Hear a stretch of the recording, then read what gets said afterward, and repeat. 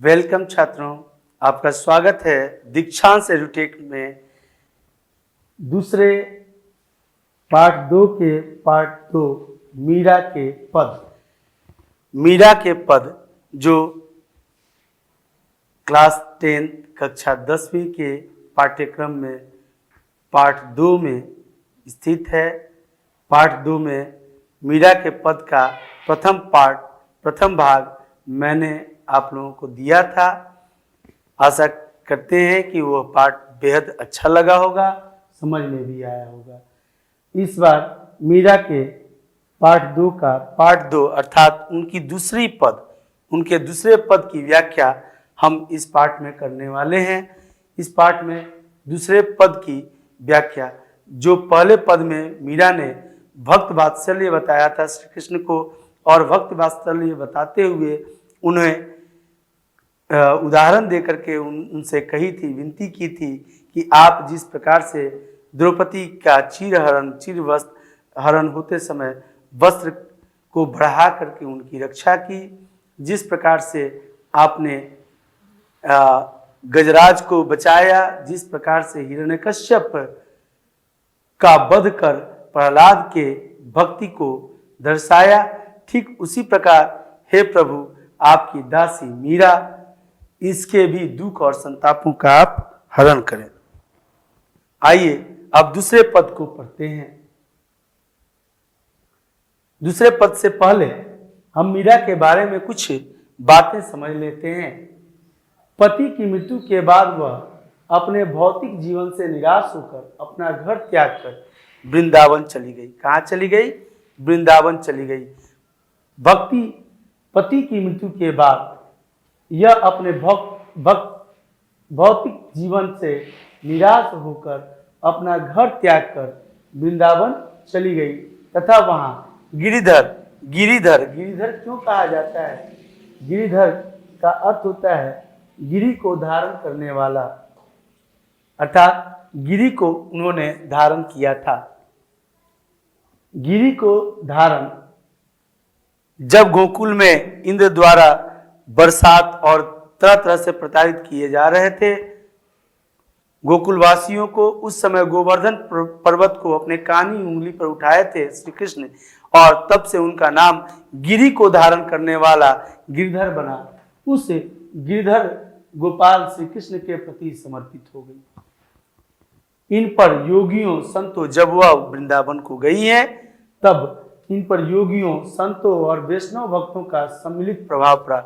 वैष्णव भक्तों यानी एक भक्त दो कैटेगरी में बटे हुए थे, दो प्रकार से बटे हुए थे इस संसार में। एक को कहा जाता था वैष्णव और दूसरे को कहा जाता था शैव। शैव जो शिव की भक्ति आराधना करते थे और वैष्णव जो विष्णु की भक्ति और आराधना करते थे।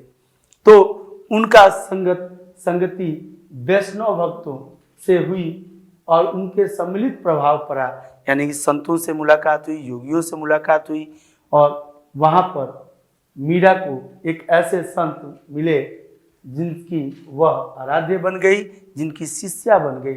मीरा संत रैदास की शिष्या थी। ये कई कॉम्पिटिटिव बेस्ड एग्जाम्स में इससे क्वेश्चन पूछे जाते हैं, जो अत्यंत प्रभावकारी यह सब है।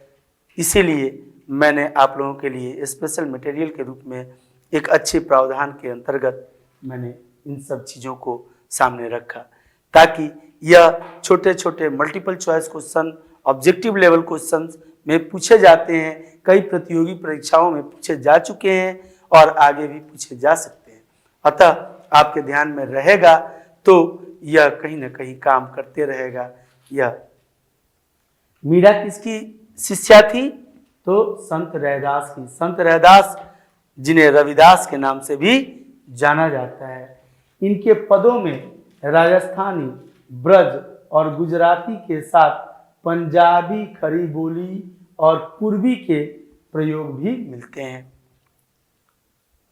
पूर्वी यानी भारत के पूर्वी क्षेत्र की बोलियां भी इनके पदों में हैं, अर्थात राजस्थानी, ब्रज, गुजराती और के साथ पंजाबी, खड़ी बोली और पूर्वी के भी प्रयोग इनके पदों में मिलते हैं। इन्होंने जो पदे लिखे, जो बनाए, उसमें इन सभी भाषाओं का समायोजन है, सम्मेलन है।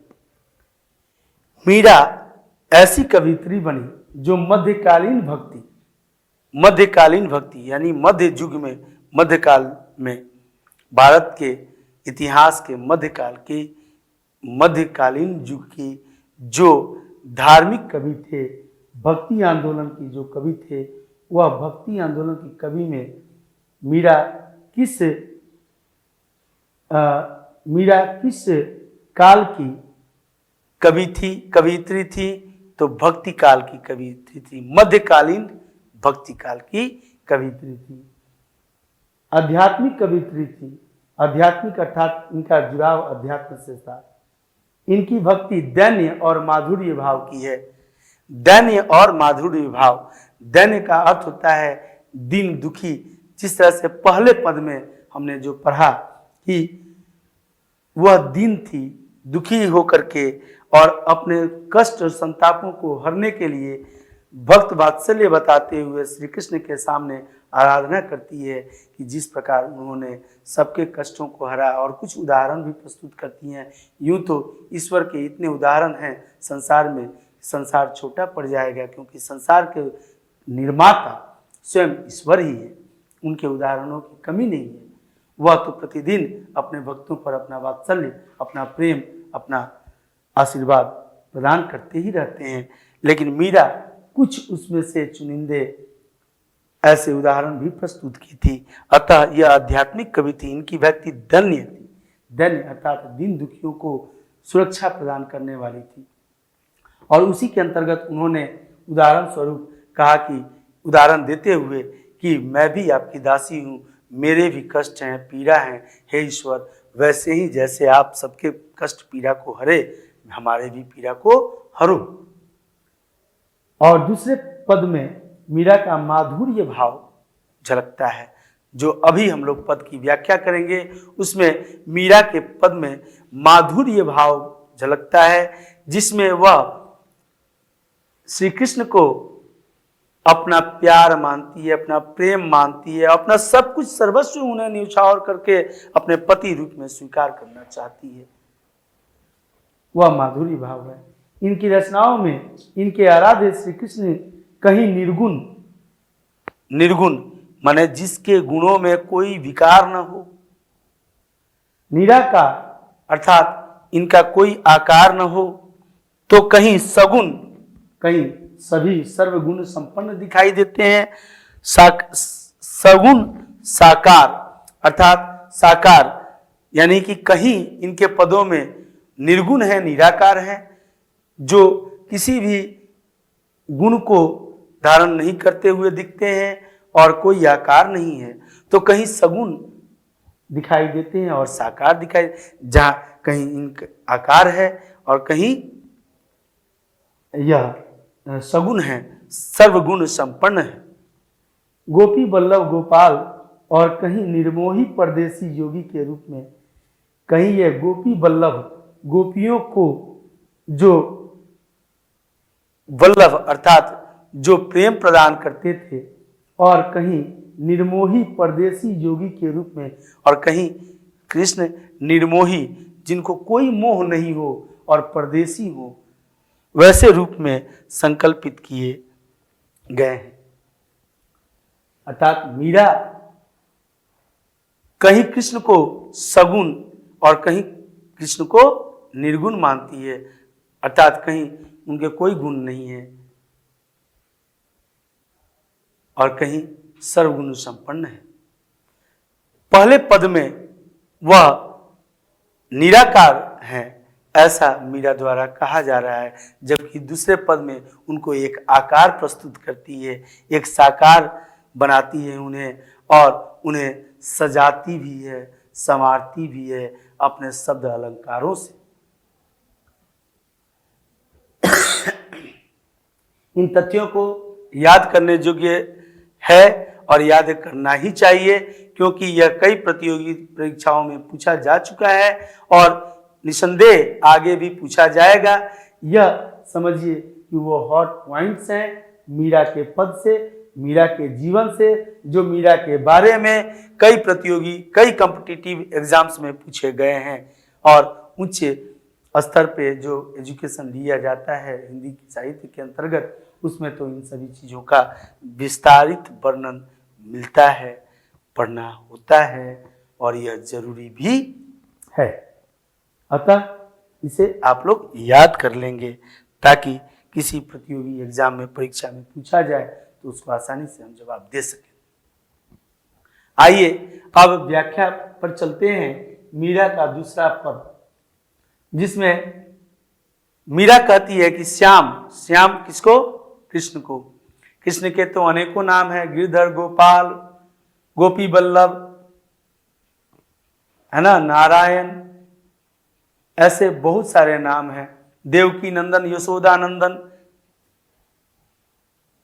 और श्याम, श्याम अर्थात श्याम एक रंग वर्ण भी है, श्याम सांवला रंग। और श्याम श्री कृष्ण को भी कहा जाता है, श्री कृष्ण का रंग भी सांवला था। श्याम मिहाने, मिहाने जो शब्द है यह राजस्थानी शब्द है।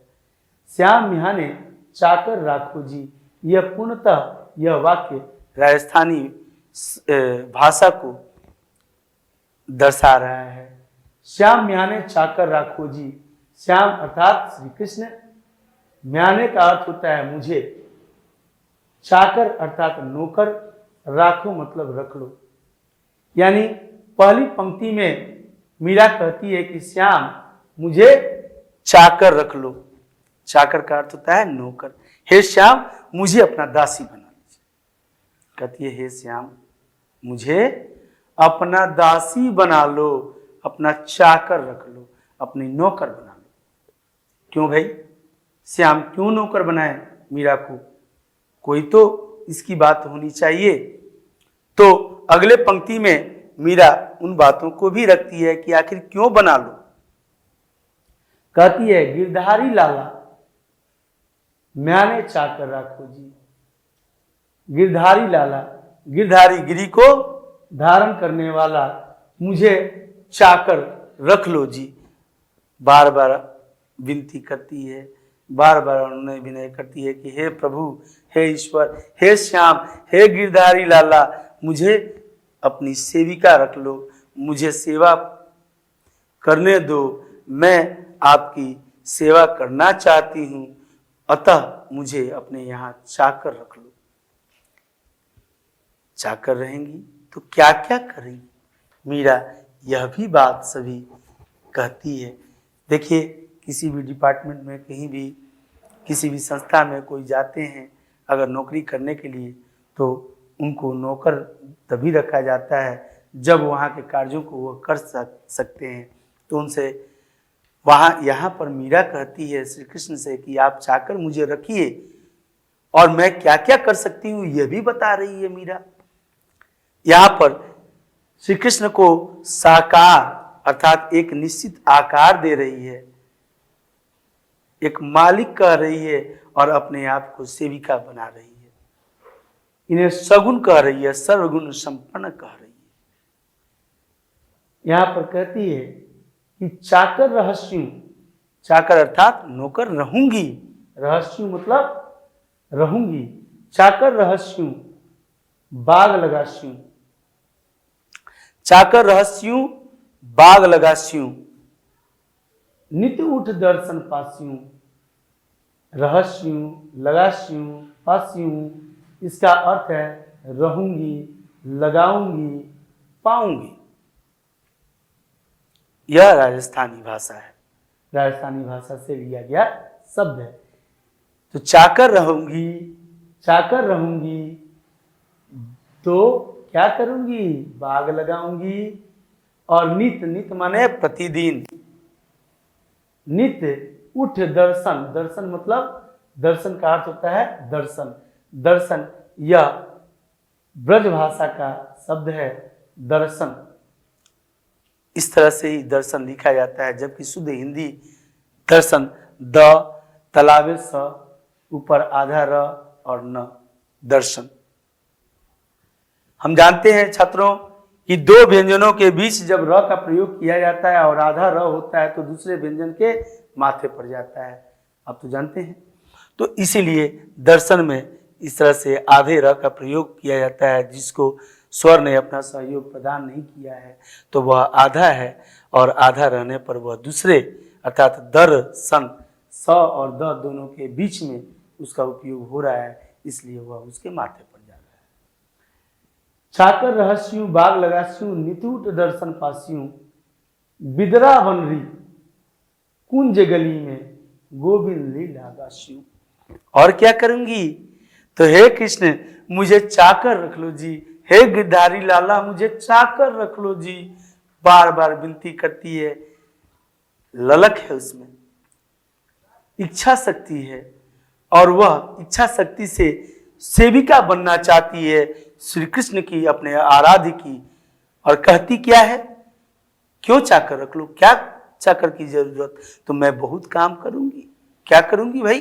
तो करूंगी, मैं आपकी चाकर रहूंगी, तो आपके लिए बाग लगाऊंगी, क्योंकि मीरा जानती है कि कृष्ण को बाग से बहुत प्रेम है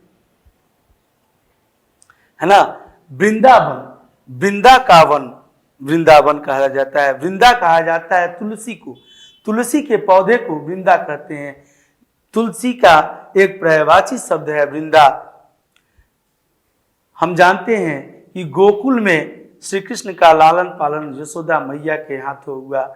यशोदा मैया और नंद जी अपने प्राणों से भी बढ़कर अपने लल्ला जी को, अपने कृष्ण को मानते थे। ये अलग बात थी कि पूतना और कई राक्षसों का वध उन्होंने बाल अवस्था में ही गोकुल में रहते हुए ही किया था, लेकिन उनके ऊपर पूरे गोकुलवासी भले ही उन्हें माखन चोर कहते थे, अपने जान छिड़कते थे उनके ऊपर।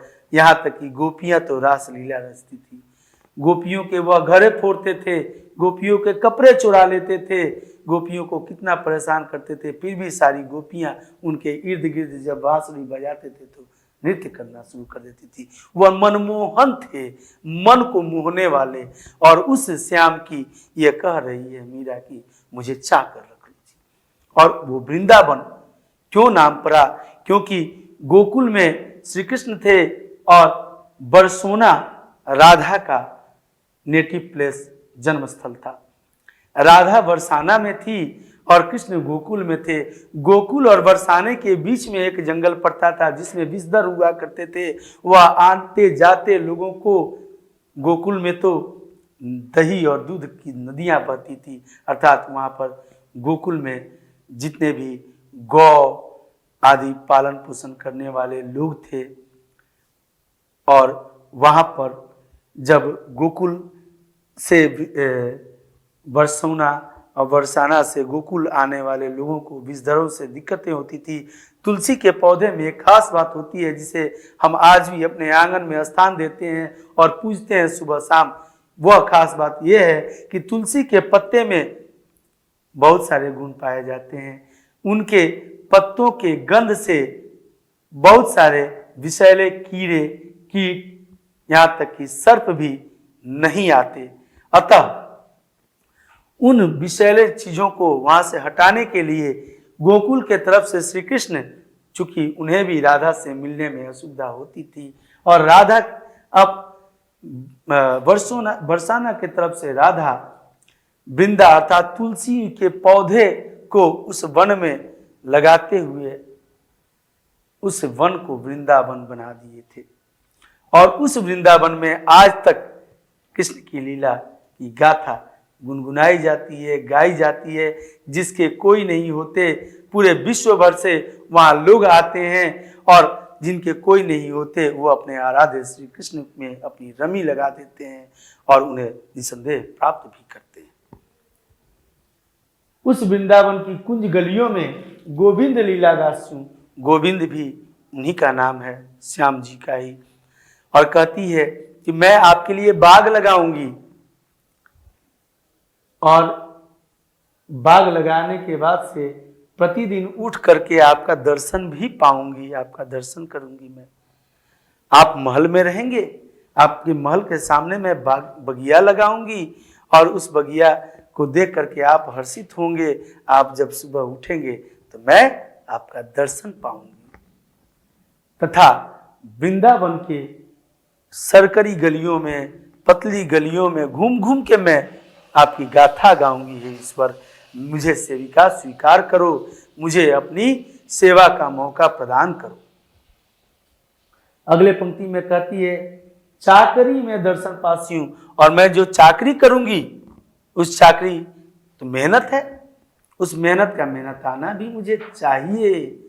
क्या चाहिए? धन दौलत ऐशो आराम ना, इन सभी चीजों को की लालसा किसी संत को नहीं रहती। मीरा तो संत थी, उसे क्या चाहिए चाकरी में? अब इसका वर्णन करती है कि चाकरी में दर्शन पासियों, मैं जो चाकरी करूंगी उस चाकरी के मेहनताना के रूप में आपका दर्शन करते रहूंगी प्रभु, और आपके दर्शन से मैं अपने आप को धन्य बनाऊंगी। दर्शन करूंगी, पासियों दर्शन पाऊंगी, सुमरन पासियों खर्ची, और खर्ची के लिए सुमरन पाऊंगी। मेहनत जो करते हैं किसी भी जगह सेवक के रूप में, उनका अधिकार बनता है वह चाकरी में दर्शन की मांग करती है और खर्ची के लिए उनका सुमरन करने की अनुमति मांग रही है। मीरा अपने प्रभु गिरधर लाला से कहती है कि हे प्रभु, मुझे सेविका स्वीकार करो, मैं आपके लिए बगिया लगाऊंगी, आप महल में रहेंगे, महल के सामने आपकी बाग लगाऊंगी, और जब आप सुबह में उठेंगे तो मैं आपका दर्शन पाऊंगी, तथा आपके गाथा को, आपके सुकर्मों को, सत्कर्मों को मैं वृंदावन की गलियों में घूम घूम के उस गाथा को गाऊंगी। और इतना करने के लिए मुझे क्या चाहिए? तो आपका दर्शन चाहिए। चाकरी में दर्शन पाऊंगी मैं, और खर्ची में सुमरन पाऊंगी, तथा भाव भक्ति जागीरी पासियों, और आपके भाव भक्ति की जागीर में मुझे चाहिए।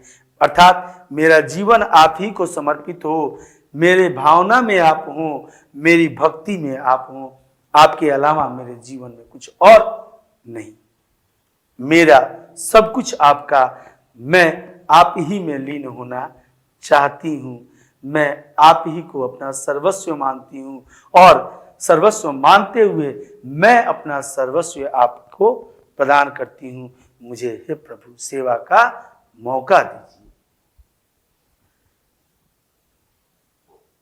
इतनी बातों में तीन भाव भक्ति पासु तीनों बाता सरसी। तीनों बाता कौन? तो चाकरी में दर्शन, खर्ची में सुमरन, और भाव भक्ति जागीर। अर्थात उसने अपने मेहनताना को मांगा कि मैं जो चाकरी करूंगी उसके मेहनताना स्वरूप मुझे 1, 2 और ये 3 बाता सरसी, मुझे तीनों ही साथ में चाहिए आपसे। मैं आपकी सेवा करूंगी तो सेवक का कर्तव्य निभाने के बाद मुझे मेहनताना भी चाहिए, और ये मेहनताना में इन तीनों चीजों को मुझे एक साथ दीजिए। यही मैं आपसे विनती करती हूँ। ये भगवान से उनका विनती है, उनका अनुनय विनय है कि वह उन्हें सेविका स्वीकार करें। हे श्याम, मुझे अपनी दासी बना लो जी। हे गिरधारी, ये भावार्थ है, मुझे, हे गिरधारी, मुझे अपना दासी बना लो। मैं तुम्हारी दासी बनकर तुम्हारे महल के सामने एक सुंदर सा बाग लगाऊंगी, तथा जब आप सुबह टहलने आओगे तो मैं रोज आपकी दर्शन पाऊंगी, और वृंदावन की पतली गलियों में आपकी गाथा गाऊंगी। हे गोपाल, इस तरह आपकी चाकरी में सेवा, दर्शन तथा उसकी खर्ची के रूप में आपका सुमरन करने का अवसर प्राप्त होता रहेगा। यहां तक यह इतने दूर का भावार्थ है, जो बहुत ही कम शब्दों में समायोजित करके हमने तैयार किया। आगे इनका रूप सौंदर्य वर्णन, चूंकि अब साकार रूप प्रदान करती हैं ईश्वर को और उनका रूप सौंदर्य का वर्णन करते हुए कहती हैं कि हे ईश्वर, हे प्रभु, आपका साकार रूप कैसा है? तो मोर मुकुट पीतांबर सोहे, गल बैजंती माला। आपके मुकुट पर, तो मोर मुकुट अर्थात आपके माथे पर मोर का मुकुट, जो आपके माथे पर मुकुट होता है उसमें मोर, अर्थात माथे पर श्री कृष्ण सदैव मोर धारण करते थे।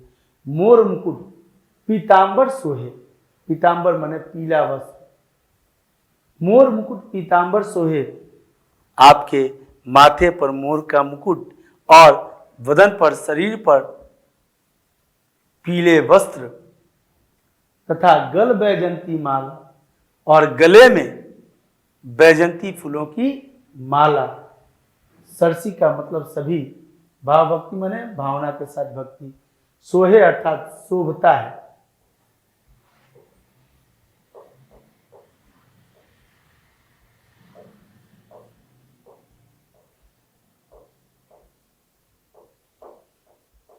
शोभता है अर्थात मोर मुकुट पीतांबर सोहे, गल बैजंती माला।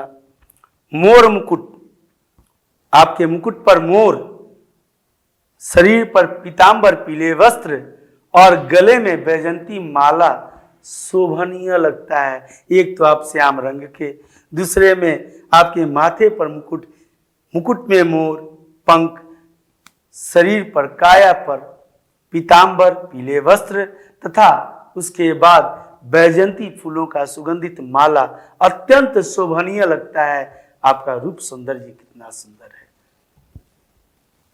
फिर कहती हैं कि बिदरावन में धेनु चरावे मोहन मुरली वाला। बिदरावन में, बिदरावन अर्थात वृंदावन, बिदरावन का अर्थ होता है वृंदावन में धेनु चरावे, धेनु माने गाय, धेनु का अर्थ होता है गाय। वृंदावन में धेनु चरावे मोहन मुरली वाला, मोहन मन को मोह लेने वाला मोहन, और मुरली वाला अर्थात बांसुरी बजा बजा के जो गाय चराते हैं। आप मोर का मुकुट, गले में बैजंती की माला और पीतांबर वस्त्र पहन के मुरली वाला जो मुरली बजाते हैं, इस मुरली की धुन पर आपकी गायें चढ़ती रहती हैं। गाय को चराते चराते जो धुन बजाते हैं आप मुरली का, वह इतना सुंदर, इतना अधिक सुंदर लगता है, अत्यंत सौंदर्य आपका। इसकी व्याख्या क्या करूं मैं, कितने आप सुंदर लगते हैं, दिखते हैं। उसके बाद उनसे कहती हैं कि ऊंचा ऊंचा महल बनावा, बनावा का अर्थ बनाना, ऊंचा ऊंचा महल बनावा, बीच बीच राखूं बारी। आप इतने सुंदर हैं, आप महल में रहेंगे, मैं आपकी चाकरी करूंगी, आपकी सेविका रहूंगी। आप मोर का मुकुट धारण करके, पीले वस्त्र धारण करके, बैजंती माला पहनकर आप जब गायों को वृंदावन में चराने के लिए जाएंगे, उस समय आप अत्यंत सुंदर लगेंगे। आप मुरली बजाते रहेंगे और आपके ऊंचे ऊंचे आप और हम मिलकर के यहाँ ऊंचा महल बनाएंगे और उसमें आपके द्वारा बनाए गए उस महल के बीच बीच में राखूं बारी, अर्थात बीच बीच में मैं उसमें बगिया लगाऊंगी, सुंदर सुंदर बगिया लगाऊंगी। उस बगिया में सांवरियारा दर्शन पासूं पहर कुसुम्बी सारी, और मैं आपका दर्शन कैसे लेना चाहती हूँ, तो सांवरिया क्या मैं दर्शन करना चाहती हूँ। पति स्वरूपा मानते हुए कहती है कि आपका दर्शन मैं करना चाहता हूँ कुसुम्बी साड़ी पहनकर। यह कुसुम्बी कमल के फूल का रंग होता है। कुसुम्बी अर्थात गुलाबी रंग से मिलता जुलता रंग, जो पहन कुसुम्बी साड़ी, मैं आप ऊंचा ऊंचा आपका महल होगा और उस महल के बीच बीच में मैं बगिया लगाऊंगी छोटी छोटी। जब आप निकलेंगे घर से, आप धेनु चराएंगे, फिर जब घर से निकलेंगे मोर मुकुट धारण करके, पीतांबर धारण करके, गले में वैजंती माला धारण करके, तब मैं कुसुम्बी साड़ी पहन के आपका दर्शन करूंगी। आप दिन भर बगिया में गाय चराएंगे, उसके बाद आधी रात प्रभु दर्शन दीजिए। आप सब काम अपना कर लीजिए, मुझे रात में समय दीजिए, आधी रात आप मुझे दर्शन दीजिए। मैं आपके किसी काम में बाधा नहीं बनना चाहती। आधी रात में दर्शन दीजिए। हे प्रभु, मेरा सब कुछ आपका, मैं समर्पित हूं आपको, और आपसे मैं सेविका के रूप में आपका दर्शन पाना चाहती हूं। वह दर्शन दिन में नहीं, रात में, आधी रात को दीजिए। कहाँ? तो जमुना दीजिए, जमुना जी रे तीरा, जमुना जी, जमुना जी रे तीरा, जमुना जी के तट पर, तीरा अर्थात तट पर, जमुना जी के तट पर, जमुना जी का तट, कृष्ण भगवान के साथ तो जमुना का तट जुड़ा हुआ है। उन्होंने कालिया नाग का मर्दन किया तो नागर बने। उनकी कहानी कितनी है उस गोकुल में। गोकुल आज भी विद्यमान है और गोकुल के लोग आज भी, या वृंदावन में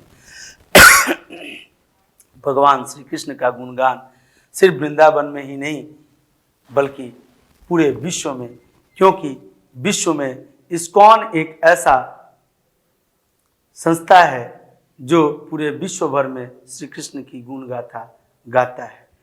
श्री कृष्ण के मंदिर तथा अपना आइकॉन बनाकर श्री कृष्ण को पूरे विश्व भर में दीन दुखियों की मदद करने को तत्पर रहता है।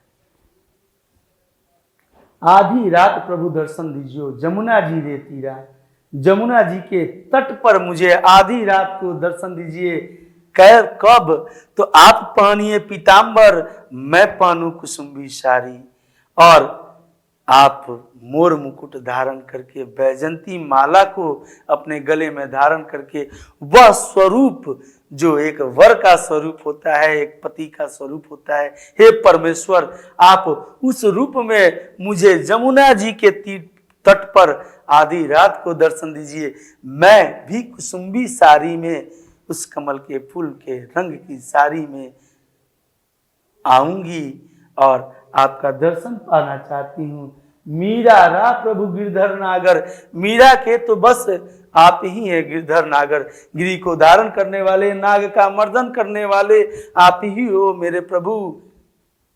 हिवरो घणो अधेरा, हिवरो का अर्थ हृदय में, घणो अर्थात अत्यधिक, और अधीरा माने व्याकुलता, और आप उस समय मेरे हृदय के बहुत व्याकुलता को, अधिक व्याकुलता को, मेरे हृदय में बहुत व्याकुलता है, उस व्याकुलता को हे प्रभु दर्शन देकर आप शांत करें।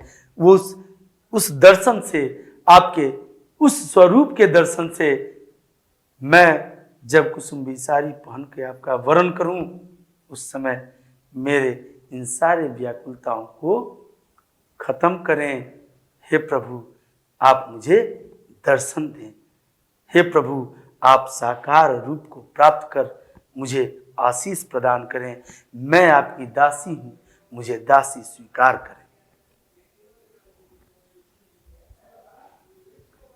इसका भावार्थ, मोर के पंख से सुशोभित मुकुट, पीले वस्त्र एवं बैजंती फूलों की माला में जब आप अपने ऊंचे महल से निकलकर मेरे लगाए बाग से जमुना जी के तट पर जाएंगे, तब मैं भी गुलाबी साड़ी पहनकर आधी रात को आपसे मिलूंगी तथा अपने हृदय की व्याकुलता को शांत करूंगी। यह विश्वास लेकर मन में तब श्री कृष्ण की आराधना करते हुए मीरा उनसे मांग करती है। छात्रों, मीरा के पद में कितनी बड़ी बातें देखने को मिली। आशा करते हैं आप लोगों को बहुत ही अच्छे तरह से समझ में आया होगा और मीरा के बारे में जो टिप्स मिले हैं हमें उसे याद रखने की जरूरत है, क्योंकि कई प्रतियोगी परीक्षाओं के लिए वह आवश्यक है। आप लोग अच्छे से पढ़ें, मन लगा के पढ़ें और कुछ बनने की क्षमता लेने के लिए सक्षमता को प्राप्त करने में अग्रसर हों, ताकि हमारा देश भी अग्रसर हो। आप ही तो हैं जो हमारे देश के भविष्य का निर्धारण करने वाले हैं। आपके कंधे जितने मजबूत होंगे उतना ही हमारा देश मजबूत होगा। इसी के साथ मैं अपनी वाणी को विराम देता हूँ। धन्यवाद।